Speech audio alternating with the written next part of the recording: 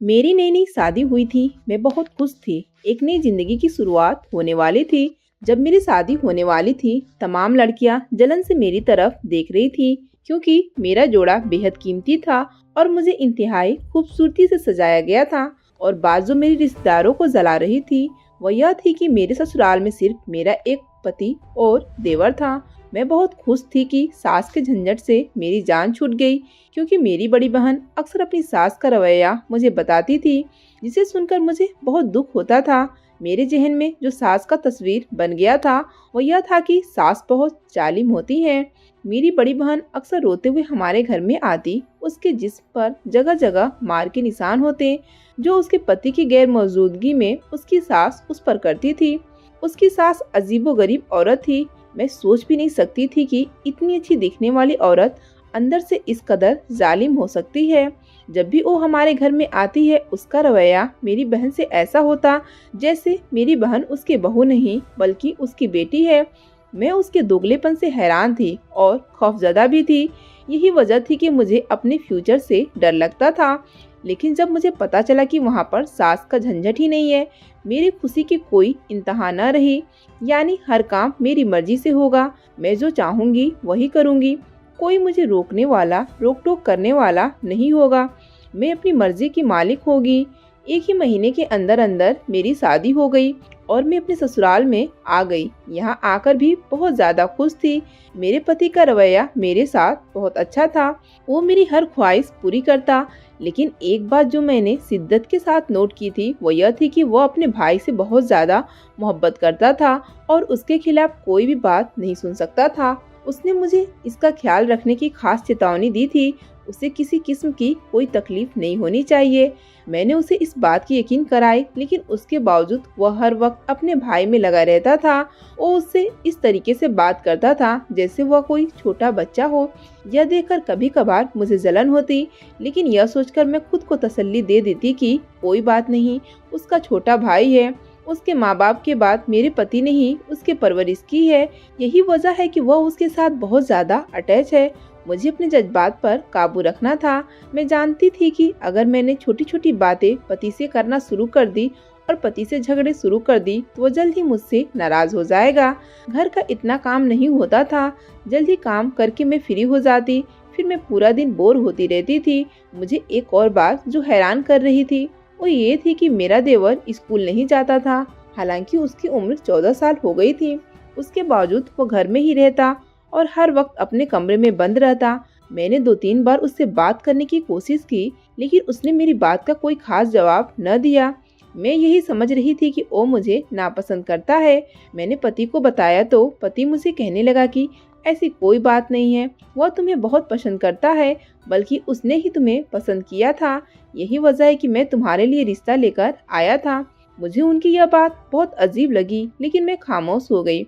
उसके बाद कई बार मैंने अपने देवर से बात करने की कोशिश की और उसके साथ फ्री होने की कोशिश की, लेकिन आगे से उसका जवाब कुछ भी नहीं आता।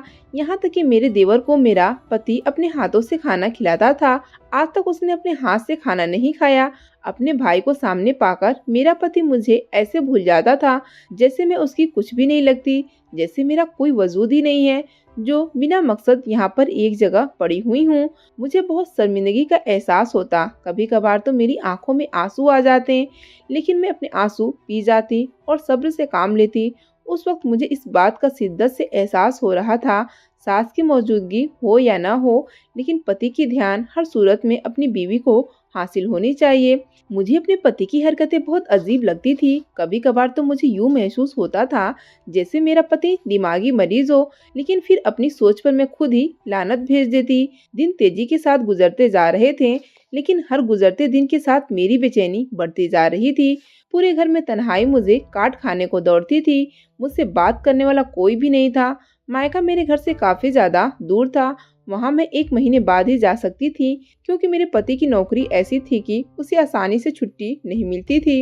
यही वजह थी कि वो 1 महीने के बाद मुझे 2-3 दिन के लिए मेरे मायके छोड़ आता था। जब भी मैं मायके जाती तो मेरी बहन मुझसे पूछती थी, तुम तो बहुत खुश होगी और अपने घर में आजाद होगी, कोई तुम पर हुक्म चलाने वाला नहीं होगा और ना ही कोई तुम पर जुल्म करने वाला होगा। उसकी बातें सुनकर मैं हल्का फुल्का सा मुस्कुरा देती। मैं उसे क्या बताती कि मेरा पति ही मुझ पर ध्यान नहीं देता। वो एक अजीबोगरीब इंसान है जिसे मैं समझ नहीं पा रही और ना ही मुझे लगता है कि मैं कभी उसे समझ पाऊंगी।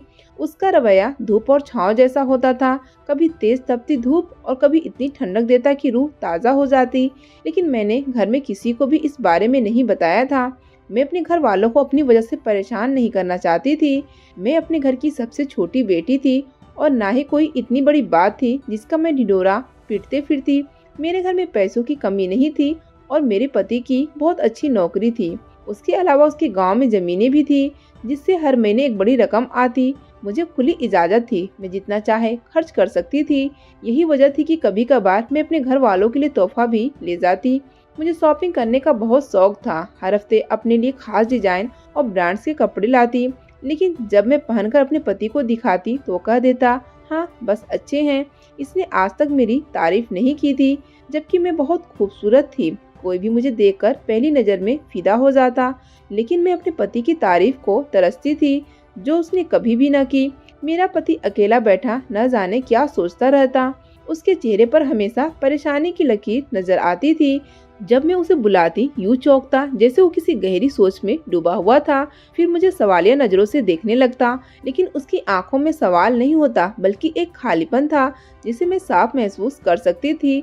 मैंने 2-3 बार अपने पति से बात करने की कोशिश की ताकि मैं उसकी परेशानी को बांट सकूं, लेकिन मेरे पति ने कभी भी मुझसे खुलकर बात नहीं की।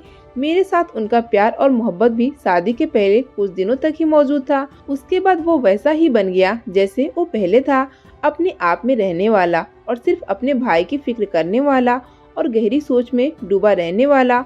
और मैं जो खुद को बहुत खुशकिस्मत समझ रही थी, जिसको उसके पति की मोहब्बत ने आसमान की बुलंदियों तक पहुंचा दिया था, अचानक मुंह के बल जमीन पर गिरी।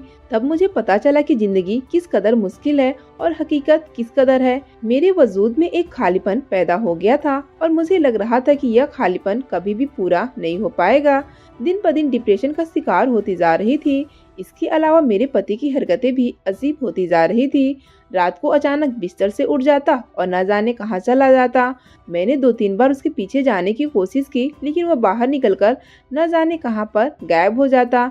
जिंदगी यूं ही बेजार गुजर रही थी कि हमारे मोहल्ले में नए किराएदार आए।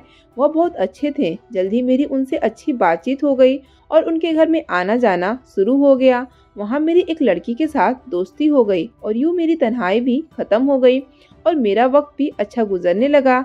कभी वो मेरे घर में आ जाती और कभी मैं उसके घर में चली जाती। एक दिन मैं उसके घर में थी कि पीछे मेरा पति मेरे घर में आ गया। उसने मुझे सारे घर में ढूंढा, लेकिन मैं उसे कहीं ना मिली। थोड़ी देर बाद जब मैं घर में दाखिल हुई तो वो गुस्से में बाहर बरामदे में बैठा हुआ था। मुझे देखकर एकदम खड़ा हो गया। उसके चेहरे पर गुस्से को देखकर मैं डर गई। मैं पहली बार उसके चेहरे पर गुस्सा देख रही थी। कहाँ गई थी? उसने बहुत ही सख्त लहजे में पूछा। मुझे लग रहा था जैसे मेरे सारे जिस्म से हिम्मत खत्म हो गई हो या किसी ने मेरी आवाज बंद कर दी हो। मेरे मुंह से डर के मारे आवाज ही नहीं निकल रही थी। उसका यह रूप मैंने जिंदगी में पहली बार देखा था। मैं हकलाते हुए बात करने लगी। साफ साफ बताओ कि कहाँ गई थी? मेरे पति ने गुस्से से चीखा। खुद ब खुद मेरी आंखों से आंसू बहने लगे।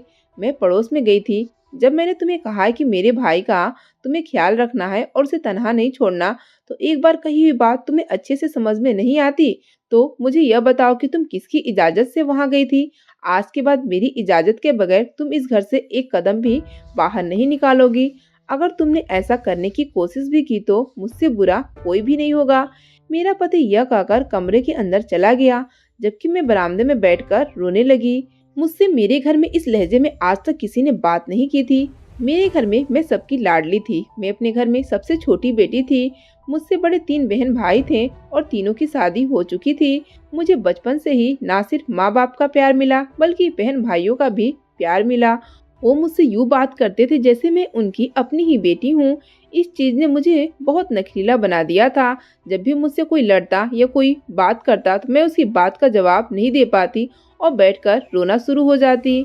मुझे आज भी याद है कि मेरी वजह से मेरे भाई ने कितना बड़ा हंगामा किया था। इतनी कोई बड़ी बात नहीं थी। उस दिन मैं स्कूल से जब वापस आई, मैं बहुत बुरी तरह से रो रही थी। मेरे भाई ने जब देखा, वह गुस्से में आ गया और कहने लगा कि तुम्हें क्या हुआ है? मैंने उसे बताया कि मेरी अपनी एक दोस्त से लड़ाई हो गई थी, उसने मुझे मारा है। यह सुनना था कि वो उनके घर में पहुंच गया और उन्हें बातें सुनाने लगा। मेरी मम्मी ने मेरे भाई को रोकने की बहुत कोशिश की क्योंकि वो गुस्से का बहुत तेज था, लेकिन वो मुझे रोता हुआ भी नहीं देख सकता था। बात इतनी बड़ी नहीं थी जितना बड़ा हंगामा हो गया। मेरे भाई ने जब उन्हें बुरा भला कहा, उस लड़की का भाई भी सामने आ गया और दोनों में हाथापाई शुरू हो गई। उस लड़की के भाई का सर बुरी तरह फट चुका था। यह सब देखकर मैं डर गई, जबकि मम्मी मुझे बार बार बेइज्जत कर रही थी कि तुम्हारी वजह से ये सब कुछ हो रहा है, तुम्हें क्या जरूरत थी इतनी छोटी सी बात पर इतना हंगामा करने की। अब अगर तुम्हारे भाई को कुछ हो गया, अगर वह जेल चला गया तो हम क्या करेंगे। जबकि मैं अपनी गलती पर बुरी तरह पछता रही थी और मैंने उस दिन खुद से वादा किया था कि आज के बाद अपने भाई के सामने कभी भी नहीं रोऊंगी और ना ही उन्हें कभी परेशान करूंगी। फिर वही हुआ जिसका डर था। हमारे घर में पुलिस आ गई और भाई को अपने साथ लेकर थाने चली गई। मेरे पापा ने जाकर मेरी दोस्त के घर वालों की मिन्नतें की और उन्हें कुछ पैसे भी दिए। वो लालची लोग थे, पैसे लेकर वह जल्द ही मान गए और उन्होंने अपना मुकदमा वापस ले लिया। यूँ मेरा भाई आज़ाद होकर आ गया। उस दिन के बाद मेरा अपनी दोस्त के घर आना जाना बंद हो गया। इससे पहले हमारे उनके साथ काफ़ी अच्छे ताल्लुकात थे। वापस आने के बाद भी भाई को सिर्फ मेरी ही फिक्र थी। वो आकर मेरी खैरियत पूछने लगा, जबकि अपने भाई की हालत देखकर मैं रो रही थी। पुलिस वालों ने उन्हें बहुत मारा था, जगह जगह जख्म के निशान थे। मेरे भाई ने मुझे तसल्ली दी और कहा कि अब तुम्हें रोना नहीं है, मैं तुम्हें रोता हुआ नहीं देख सकता। मेरी माँ कहती थी कि मेरा भाई पागल हो गया है। आखिर इतनी छोटी सी बात पर इतना बड़ा हंगामा कौन करता है। जब तुम्हारी शादी होगी, तुम अपने घर में जाओगी, तब इसका क्या हाल होगा। सारे खानदान वाले ही जानते थे कि मेरा भाई मुझ पर अपनी जान देता है और मेरे लिए वो कुछ भी कर सकता है। मेरे लिए ये रिश्ता भी मेरे भाई ही लाए थे, क्योंकि मेरी बहन के घर से वो अच्छी तरह आगाज थे। उनकी सास का उनके साथ कैसा रवैया है, यह बात किसी से भी छुपी हुई नहीं थी। इसी वजह से वो मेरे लिए ऐसा ही रिश्ता ढूंढ रहे थे जहाँ पर मुझे किसी किस्म की परेशानी का सामना न करना पड़े। मेरे भाई जब ये रिश्ता लाए, सब घर वाले बहुत खुश हो गए। उन्हें इस बारे में कोई खास जांच पड़ताल नहीं की, क्योंकि मेरा पति मेरे भाई का जानने वाला था, उनका कलीग भी रह चुका था। मेरा भाई कहता था कि वह काफी अच्छा इंसान है, तुम्हें बहुत खुश रखेगा। अचानक बर्तन टूटने की आवाज पर मैं होश की दुनिया में वापस आई। मेरी आंखों से अभी भी आंसू बह रहे थे। मैं सोच रही थी कि यहाँ पर मेरा भाई होता और मुझे रोता हुआ देख लेता तो उसे कितना दुख होता। मैंने फौरन अपने आंसू साफ किए। मेरा ध्यान बर्तनों की तरफ चला गया था। किचन में कोई लगातार बर्तन तोड़ रहा था। मैं परेशान हो गई। जब मैं किचन में गई तो मैंने देखा कि मेरा पति लगातार बर्तन तोड़ रहा था, गुस्से से चीख रहा था। अपने पति की ये हालत देखकर मुझे डर लगने लगा। वो अजीब वैसी बन चुका था। मुझे वो कोई दिमागी मरीज लग रहा था। मैं फौरन उससे दूर हटी और अपने कमरे में आ गई। मैं उसका अब ज्यादा सामना नहीं कर सकती थी। रात के वक्त जब मैंने उसके सामने खाना रखा, मेरे साथ उसका रवैया ऐसा था जैसे कुछ भी न हुआ हो, जबकि मैं उससे नाराज घूम रही थी। मुझे लग रहा था कि वो मुझे मनाएगा और मुझसे अपने रवैये की माफी मांगेगा, लेकिन मुझे उस चीज का कोई भी आसार नजर नहीं आ रहा था। मुझे एकदम हर चीज पर गुस्सा आने लगा और मैं जोर जोर से बर्तन मेज पर पटकने लगी। मेरे इस अंदाज पर वो बोला, खैरियत तो है, आज तुम कुछ परेशान लग रही हो, सब ठीक तो है। जबकि मैं हैरत से उसका मुंह देखने लगी। अभी दिन के वक्त उसने मुझे कितना बुरा झगड़ा किया था, मुझे कितना डांटा था, और अभी वह ऐसे बर्ताव कर रहा था जैसे वह कुछ जानता ही न हो। मैंने उसे कहा कि ऐसा कुछ भी नहीं है। अपने कमरे में आ गई थी। मुझे अचानक ख्याल आया कि देवर ने दिन का खाना नहीं खाया था और रात के वक्त भी मेरा पति उसे खाना खिलाना भूल गया था। न जाने उसे कौन सी परेशानी थी। मैं खाने की ट्रे लेकर अपने देवर के कमरे में जाने ही लगी थी कि मेरे पति ने मुझे रोक लिया और कहने लगा कि तुम रुको यहाँ पर, मैं खुद खाना लेकर जाऊंगा। मैंने कहा कोई बात नहीं, मैं ले जाती हूँ, लेकिन उसने मुझे साफ इनकार कर दिया। रात को अचानक मेरी आँख खुल गई। मुझे प्यास लग रही थी। मैंने पास से पानी पीना चाहा, लेकिन वहाँ पर जग नहीं था। मुझे अचानक से कमजोरी महसूस होने लगी।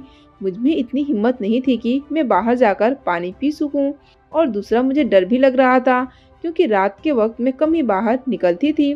सोने पर सुहागा मैंने हॉरर मूवी भी देख ली थी, जिसकी वजह से मुझे हिम्मत नहीं हो रही थी। मेरी आंखें नींद से बंद हो रही थी। मैंने हाथ उठाकर अपने पति को बुलाना चाहा, लेकिन मैंने देखा कि वह बिस्तर से गायब था। मैं अचानक परेशान हो गई कि इस वक्त वह कहाँ चला गया। मैंने पूरे कमरे में नजर दौड़ाई। मुझे वॉशरूम की लाइट जलती हुई नजर आई। अंदर से मुझे गाना गाने की आवाजें आ रही थी और पानी गिर रहा था। यूं लग रहा था जैसे मेरा पति नहा रहा हो। मैं हैरान हो रही थी कि रात के इस वक्त ऐसी कौन सी नौबत आ गई। मैं बिस्तर पर लेट गई और उसके बाहर निकलने का इंतजार करने लगी। बाहर निकलकर वो मेरी अलमारी की तरफ बढ़ गया। मैं उसे आवाज देते देते रुक गई और देखने लगी कि वह क्या कर रहा है। वो अलमारी से मेरे कपड़े निकाल रहा था। अब मुझे हैरत का दूसरा झटका लगा कि मेरे कपड़ों के साथ यह क्या करेगा। मुझे ये जानने की इच्छा हो रहा था, उसके साथ साथ मुझे गड़बड़ होने का एहसास भी हो रहा था। मेरे पति के रंगत बदले हुए लग रहे थे। उसके चेहरे पर एक अजीब सी बेचैनी और उसके साथ साथ संजीदगी छाई हुई थी। मैं उसके चेहरे को पढ़ने में नाकाबिल थी और दूसरा कमरे में इतनी रोशनी भी नहीं थी। मेरा पति यही समझ रहा था कि मैं सुकून से नींद में सो रही हूँ, जबकि मैंने अपने पति की हर हरकत पर नजर रखी हुई थी। मेरा पति वह कपड़े लेकर वॉशरूम की तरफ बढ़ गया, जबकि मेरा मुंह खुला का खुला रह गया था। थोड़ी देर बाद जब वो बाहर आया, उसने मेरे कपड़े पहन रखे थे और वो कपड़े उसे थोड़े टाइट थे। फिर उसने अपने सर पर दुल्हनों की तरह दुपट्टा ओढ़। मुझे लग रहा था कि मेरा पति पागल हो गया है। मुझे उसकी हरकतों से पहले ही लगता था कि वो एक दिमागी मरीज है, लेकिन आज मैंने अपनी आंखों से देख लिया था। आंसू खुद ब खुद मेरी आंखों से बह रहे थे। मुझे समझ नहीं आ रहा था कि मैं क्या करूं। मुझ में इतनी हिम्मत नहीं थी कि मैं उसे आवाज दे सकूं। मुझे उससे खौफ आ रहा था, लेकिन मुझे आज पता लगाकर ही दम लेना था कि वह क्या करता है और कहां पर जाता है। पहले भी एक दो बार मैंने उसे बिस्तर से गायब देखा था, लेकिन तब मैंने इतनी खास ध्यान नहीं दी। आज मैंने इस रात से पर्दा उठा लेना था। उसके बाद मेरे पति ने आहिस्ता के साथ दराज से मेरा मेकअप निकाला और अपने चेहरे पर मेकअप करने लगा। वो किसी माहिर आर्टिस्ट की तरह अपने चेहरे पर मेकअप कर रहा था और दुल्हन की तरह तैयार हो रहा था। मेरा दिल तेजी से धड़क रहा था। आंसू से मेरा तकिया भीग चुका था। मैंने अपने मुंह पर हाथ रख लिया था ताकि मेरी सिसकी ना निकले। मेकअप करने के बाद मेरा पति दरवाजे से बाहर निकल गया। उसके बाहर निकलते ही मैं फौरन अपने बिस्तर से उठी और दरवाजे तक आ गई। मैंने देखा कि मेरा पति बरामदे से होकर दूसरी तरफ जा रहा था। मैं धीरे धीरे उसके साथ पीछे चलने लगी। मैंने देखा कि उसका रुख मेरे देवर के कमरे की तरफ था। मुझे कुछ समझ नहीं आ रहा था कि ये सब क्या हो रहा है। वो मेरे देवर के कमरे के अंदर दाखिल हो गया। मैं भी बाहर जाकर खड़ी हो गई। मैंने कान लगा लिया था कि सुन सकूं कि अंदर क्या चल रहा है, लेकिन मुझे अंदर से रोने की आवाजें आ रही थी। कोई लगातार फूट फूट कर रो रहा था। उसकी आवाज में दर्द ही दर्द था। फिर उसके बाद मुझे अपने देवर और अपने पति की आवाज भी सुनाई देने लगी। मेरी टांगों में जान बाकी नहीं रही थी। मुझसे खड़ा नहीं हुआ जा रहा था। मैं फौरन अपने कमरे की तरफ आई और बिस्तर पर गिर गई और फूट फूट कर रोने लगी। ये सब क्या था? मैं जो खुद को खुशकिस्मत समझ रही थी कि इतना अच्छा पति मिला है, मैं नहीं जानती थी कि वो एक दिमागी मरीज निकलेगा। वो पूरी रात मेरी रोते हुए गुजरी। पूरी रात मैं अपने पति के वापस आने का इंतजार करती रही, लेकिन वह वापस नहीं आया। वह पूरी रात में जागती रही। नींद मेरी आंखों से कोसों दूर थी। सुबह मुझे यकीन था कि वो अपने कमरे में वापस आएगा, क्योंकि उसे ऑफिस में हर हाल में जाना था। उसकी एक जरूरी मीटिंग थी और ऐसा ही हुआ। सुबह वह वापस आया। उसका चेहरा धुला हुआ था, जबकि उसने अपने कपड़े पहन रखे थे। मैंने उससे पूछा कि क्या आप रात के वक्त कहीं गए थे? वो मुझे देखने लगा और फिर कहा, हाँ, और मुझे प्यास लगी थी, मैं पानी पीने गया था। मैं वापस आया तो तुम गहरी नींद में सो रही थी। मुझसे अपने आंसू पर काबू रखना मुश्किल हो गया था। वह मुझसे मेरे मुंह पर झूठ बोल रहा था, जबकि उसके चेहरे पर कहीं भी शर्मिंदगी का नामो निशान तक न था। मैं ये सब कुछ सह गई। मेरी मम्मी काफी दिनों से मुझे बोल रही थी कि घर आ जाओ, तुमको 2 महीने हो गए हैं, तुम घर नहीं आई। लेकिन मैंने उन्हें टाल दिया, क्योंकि अब मुझे पता लगाना था कि ये सब माजरा क्या है। लेकिन चाहकर भी मैं कुछ पता नहीं लगा पा रही थी। मैं अपने पति से इस बारे में बात भी नहीं कर सकती थी, क्योंकि मेरा पति एक दिमागी मरीज था।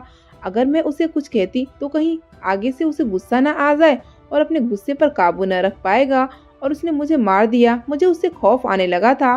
वह साफ साफ महसूस कर रहा था कि मैं उससे दूर रहने लगी हूँ। उसने 1-2 बार मुझसे बात करने की कोशिश की, लेकिन मैंने टाल दिया और दोबारा से उसके साथ नॉर्मल हो गई, ताकि उसे मुझ पर किसी किस्म का शक न हो सके। और फिर अगली रात दोबारा ऐसा ही हुआ। वह दोबारा औरतों के कपड़े पहनकर मेरे देवर के कमरे में चला गया। आज मैंने ठान ली थी कि जरूर दरवाजा खोलकर अंदर जाऊंगी और देखूंगी कि आखिर हो क्या रहा है। लेकिन जैसे ही मैं दरवाजे के पास पहुंची, अंदर से दहशत भरी आवाजें आ रही थी। कोई जोर जोर से चीख रहा था और कमरे का सामान टूट रहा था। मैंने हैंडल पर हाथ रखा ही था कि मेरे हाथ कांपने लगे और मैंने हाथ वहां से हटा दिया। मैं भगवान से हिम्मत मांग रही थी, लेकिन मैं बहुत ज्यादा डरपोक थी। मैं दोबारा वापस आ गई। मैं यह सोच सोच कर रोती और खौफजदा होती, न जाने मैं किस पागल इंसान के साथ फंस गई हूँ। अगर इसने मुझे नुकसान पहुँचाने की कोशिश की फिर क्या होगा। मुझे इस घर से खौफ आने लगा था। मैंने अपने पति से अपने घर जाने की बात की। अब मुझसे ये सब बर्दाश्त नहीं हो रहा था। मैं चाहती थी कि अपने घर वालों को इस बारे में आगाह कर सकूं, क्योंकि इन सब में मैं अकेली नहीं निपट सकती थी। अगर घर वालों को न बताती तो मैं अपने भाई को इस बारे में जरूर बताती। उसके पास जरूर इस चीज का कोई हल होता। वह जरूर मुझे इस मुश्किल वक्त से निकालता। लेकिन मेरे पति ने मुझे भेजने से साफ इनकार कर दिया। कुछ दिनों के बाद वो मुझे खुद लेकर जाएगा और अकेली मैं सफर भी नहीं कर सकती थी। लेकिन वो कुछ दिन महीनों में बदल गए। एक बात जो मैंने नोट की थी, पहले मेरा पति हर रोज वह कपड़े पहनकर मेरे देवर के कमरे में जाता था, लेकिन अब कुछ दिनों से वह हफ्तों पर आ गया था। अब हफ्ते में एक बार ही ऐसा करता था। अब मेरा खौफ किसी हद तक कम हो गया था, जबकि मेरे अंदर जानने की इच्छा बढ़ता ही जा रहा था। एक रात मेरा पति लेट हो गया। उसकी जगह मैंने वो कपड़े पहने और अपने देवर के कमरे में चली गई। मेरा देवर बिस्तर पर लेटा हुआ था। मुझे देखकर एकदम खड़ा हो गया। मेरा पति मेरा सिर्फ एक नीले रंग का जोड़ा ही पहनता था। वो जोड़ा मेरे पति ने मुझे मुंह दिखाई में दिया था और उसने कहा था कि वह उसकी माँ का था। मुझे देखकर वह खुश हो गया और कहने लगा, आज वो सब तुम करोगे। और यह कहकर वह खुशी से तालियां बजाने लगा। उसकी बात सुनकर मैं हैरान रह गई और खौफजदा हो गई। तुम किस बारे में बात कर रही हो? मैं क्या करूंगी? फिर उसने कहा कि तुम मेरी माँ बनोगी, जबकि मैं सुरेंद्र सिंह बनूंगा। ये उसके बाप का नाम था। फिर उसने अपने हाथ में एक बेल्ट उठाया। वह बेल्ट फोम का था। फिर मैं बेल्ट से तुम्हें मारूंगा, यह कहकर वह दोबारा हंसने लगा और खुश होने लगा। उसी वक्त मेरा पति कमरे में दाखिल हो गया और बोलने लगा, तुम यहाँ क्या कर रही हो? तुम्हें मना किया था ना कि यहाँ पर न आना। अपने पति की बात सुनकर मुझे गुस्सा आ गया और मैं कहने लगा कि आखिर ये सब क्या ड्रामा है, मुझे आज बता ही दो। मेरे ऊंचा बोलने पर मेरा 14 साल देवर सहम गया। मेरे पति ने उससे कहा कि वह थोड़ी देर बाद आता है और मुझे लेकर बाहर चला गया। उसने मुझे बताया कि मेरा देवर एक दिमागी मरीज है। डॉक्टर ने इसका इलाज करने को बोला था और उसका इलाज ऐसे ही मुमकिन था। यही वजह थी कि मैं हर रोज तुम्हारा जोड़ा पहनकर उसके कमरे में आता था। मुझे महसूस हो गया था कि तुम्हें इस बारे में पता चल गया है। मैंने तुम्हारी बेचैनी को भी महसूस कर लिया था, लेकिन मैं तुम्हें अपने भाई के बारे में नहीं बताना चाहता था। अगर तुम्हें उसके बारे में पता चलता तो तुम मुझे छोड़कर चली जाती। लेकिन मैं नहीं जानता था कि इन सब में तुमने मुझे पागल समझना शुरू कर दिया। इस वक्त मुझे पता चला कि मेरा पति दिमागी मरीज नहीं था, बल्कि मेरा देवर दिमागी मरीज था। उसने बताया कि मेरा बाप बहुत जालिम इंसान था। वो मेरी माँ पर बहुत जुल्म करता था। ये सब वो मेरे भाई के सामने करता था। इन चीजों का उसके दिमाग पर बहुत बुरा असर पड़ा और वो एक दिमागी मरीज बन गया। अब मुझे सारी हकीकत पता चल गई थी। मेरे पति की मेहनत और मेरे साथ की वजह से मेरा देवर 6 महीनों में ही बिल्कुल ठीक हो गया और अब पहले जैसा नॉर्मल हो गया था। अब मेरे घर का माहौल भी बदल चुका था। हर तरफ सुकून ही सुकून था। दोस्तों, उम्मीद करती हूँ आपको हमारी कहानी पसंद आई होगी। कहानी पसंद आई है तो वीडियो को लाइक करें, चैनल पर नए हैं तो चैनल को सब्सक्राइब करें और हाँ, नोटिफिकेशन को जरूर दबाएं ताकि अगली अपडेट सबसे पहले आपको मिले।